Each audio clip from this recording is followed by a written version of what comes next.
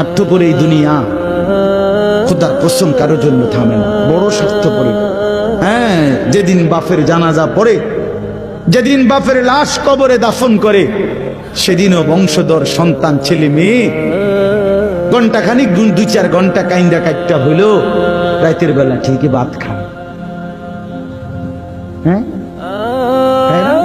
পাশের ঘর থেকে খানা আনে, ওরা ঠিকই খায়। স্বার্থপর দুনিয়া থামে না রে ভাই, থামে না দুনিয়া। ওই জন্য আমাদের কারোর জন্য থামবে না। তুমি আমি মরে গেলে শেষ।